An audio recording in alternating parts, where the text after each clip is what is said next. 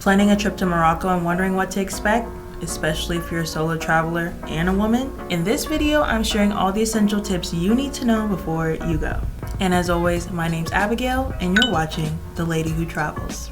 With its rich culture, stunning landscapes, and unique experiences, Morocco is definitely a destination that should be on your bucket list. Having visited twice, I've gathered firsthand insights that will help you in your trip. When it comes to getting around Morocco, you have several options.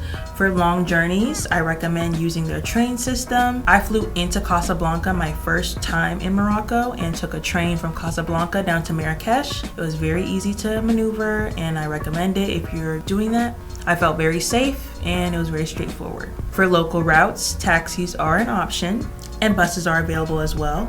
Just remember before getting into taxis to determine the price of the ride before you get into the car, agree on the fare, and everything will be okay. Please keep in mind that there are no ride-sharing apps in Marrakesh. I did see a little bit of it in Casablanca, but I would not rely on it. Morocco uses the Moroccan dirham, or MAD. It's good to carry cash when here. However, I did notice in the Medina that some people did take credit cards, but there was an extra fee.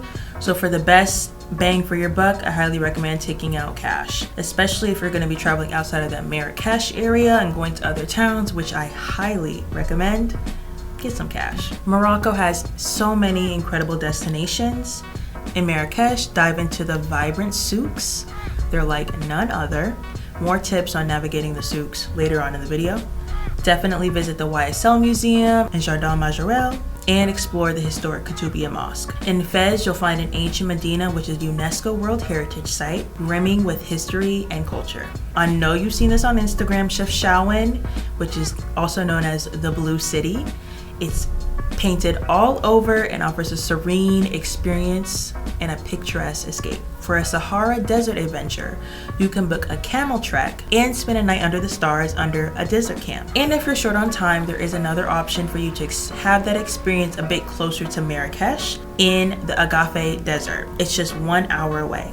It offers a taste of the desert experience with stunning landscapes, camel rides, and bonfire with locals singing. It's really beautiful and it's great for a quick getaway. Lastly, highly recommend visiting the Hassan II Mosque in Casablanca. It is one of the most memorable travel experiences I've ever had. Hearing the call to prayer was very spiritual. Even though I am not a Muslim, it was beautiful to experience. Highly recommend. The best times to visit Morocco are between March and May, when the weather is a bit cooler and less tourists, as well as between September and November. Be prepared for very hot summer times, especially in the desert, and chilly weather in the mountains during the winter. For a memorable stay, considering booking accommodations in the following areas. In Marrakesh, you definitely should try out a riad to get an authentic Moroccan experience. I've stayed in Riad Knesset twice and it's very popular among celebrities like Bill Clinton and Will Smith. But don't be alarmed, the price point is pretty on par with other hotels in the area. When staying in Fez, definitely try to stay in the Medina so that you're able to access all the historic sites.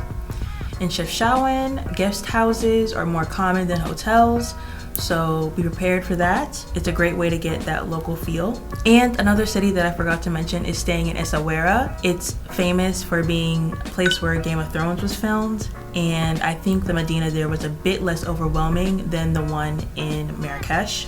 But there are a range of options, from luxury like the Amman in Marrakesh to guest houses like I mentioned before.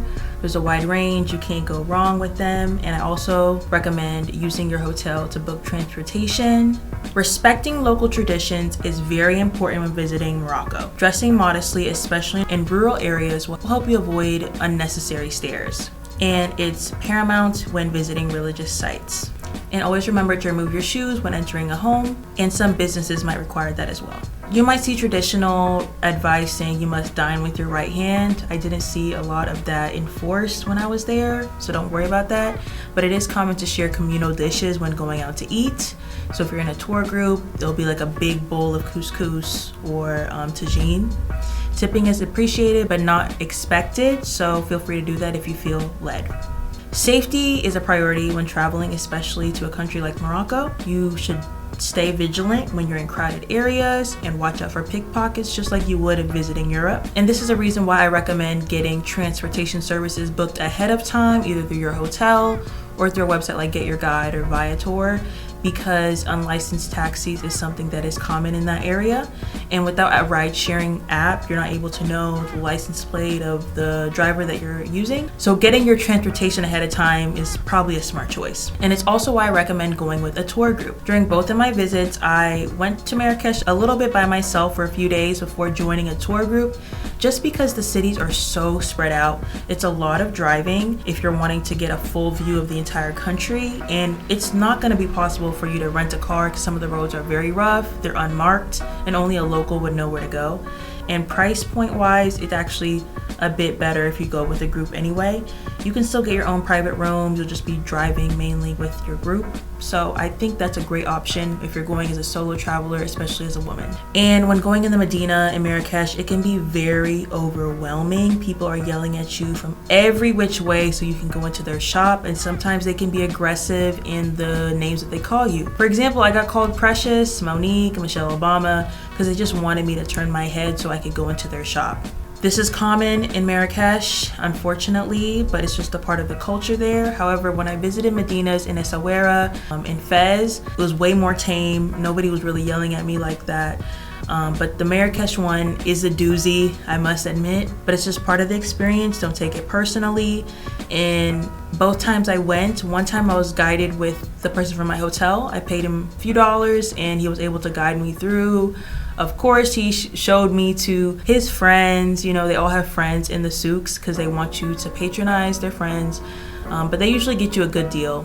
Also, arrange airport transportation through your hotel, especially if your hotel is based in the Medina. The taxis will drive you to a certain point and then you'll have to walk through the Medina to find the hotel.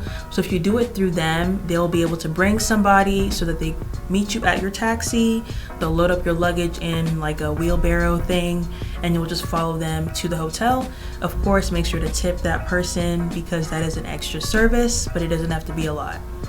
And you guys know that I always share the real when I'm traveling. I want you guys to be prepared when you're going to these destinations. So unfortunately, I did have an unsettling experience when traveling in Morocco. My first time in 𝐥𝐢𝐤𝐞, I talked about it on my blog, 𝐷eLadyWhoTravels.com, but I'll briefly share it here. I was taking pictures in the beautiful blue city and I set up my tripod and did the whole influencer thing. And it was time for me to head back to the group. So I got my stuff together and I got a little lost because it's very confusing. So a man came up to me and offered to show me where to go, and I was fine paying him a few dollars. I kind of already had that in my head. But when we finally arrived to the main square where my tour group was, he kept mentioning some lewd remarks about my chest area and it made me feel very uncomfortable and I just kind of ran away. I didn't even tip him or anything like that because that's just uncalled for. He did not touch me, but he kept trying to get my WhatsApp number and I was just not for it. And I was dressed very modestly from head to toe. I was sweating bullets, okay? So I was covered up. It's just, I have a curvy body and some people aren't used to seeing that in the area of the world. So just keep that in mind. That's why I always recommend you guys to stay with the tour group because they are really there to protect you in places like that because it's just the culture. Women don't have the same autonomy as they do in other areas. And let me not say that. They do have autonomy in their own way. And it's just something you have to keep in mind when you're visiting those parts of the world. So, after keeping that in mind, if you want more details on how to stay safe when traveling Morocco, check out my website, 𝐷eLadyWhoTravels.com. I have blog posts for you guys with detailed travel guides on things to know when visiting Morocco. Thank you so much for watching, and I'll see you in the next one. Bye!